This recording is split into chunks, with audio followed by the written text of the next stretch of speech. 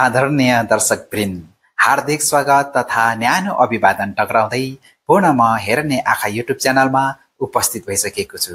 र हेर्ने आँखा युट्युब च्यानल पहिलोचोटि आज मात्र हेर्दै हुनुहुन्छ भने सब्स्क्राइब गरेर अनि छेउमा रहेको घन्टीलाई दबाएर हेर्ने आँखा युट्युब च्यानलसँग जोडिनुहोला।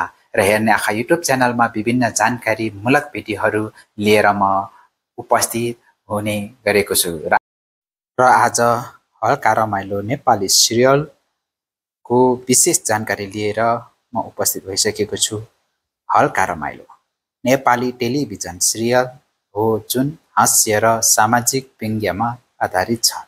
यो सिरियलले नेपाली समाजमा भएका विभिन्न सामाजिक घटनाहरूलाई रमाइलो शैलीमा प्रस्तुत गर्छ। हल्का रमाइलो सिरियलको बारेमा विस्तृत जानकारी दिएको छ। कथावस्तु सामान्य गाउँ समाजको कथा यस सिरियलमा देखाइएको हुन्छ। यसमा समाजमा भइरहेका विकृति, विसङ्गति, राजनीति, शिक्षा, गरिबी, भ्रष्टाचार आदिलाई व्यङ्ग्यात्मक शैलीमा उठाइएको हुन्छ। यसले हँसाउँछ पनि र सोच्न बाध्य पनि पार्छ। मनोरञ्जन प्रदान गर्नु, सामाजिक सचेतना फैलाउनु, ग्रामीण नेपाली समाजको यथार्थ चित्रण गर्नु हल्का रमाइलो सिरियलमा विशेषता रहेको छ।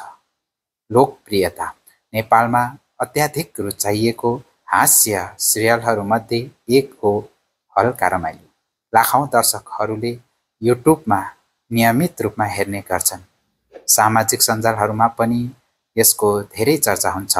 हल्का रमाइलो नेपाली सिरियल पल्चे ध्रुवे युट्युब च्यानलमा हरेक हप्ता प्रसारण हुने गरेको छ।